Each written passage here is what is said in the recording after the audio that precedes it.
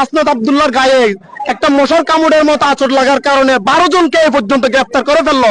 আমাদের একজন জলজন্ত হুজুরকে, ইমামকে, খতিবকে ডাইরেক্টলি হত্যা করে ফেলছে। এখনো পর্যন্ত পুলিশ ঘুমাচ্ছে।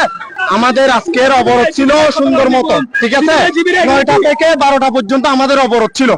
আমাদেরকে পুলিশ প্রশাসন বাধা দিতে পারে, এটা তাদের যৌক্তিক দাবি রাষ্ট্রীয়ভাবে, কিন্তু জামাত শিবির কোনোভাবে আমাদেরকে বাধা দেওয়ার অধিকার রাখেন, ঠিক আছে। আমাদেরকে জামাত শিবিরের নেতা কর্মীরা, জামাত শিবিরের কর্মীরা আমাদের মুরাদপুরে আমাদের ছাত্র ভাইদেরকে হামলা করেছে। অনেকেই বর্তমানে চিটাগং মেডিকেলের মধ্যে আছে, জেলের মধ্যে অনেককে নিয়ে গেছে।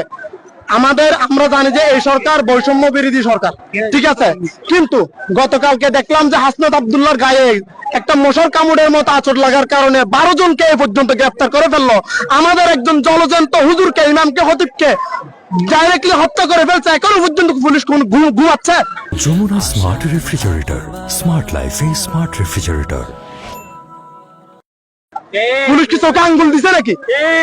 আমাদের যৌক্তিক দাবি, পুলিশকে যথা নিয়মে দেশের আইন মেনে সুন্দরভাবে বিচারটা করলে যথেষ্ট।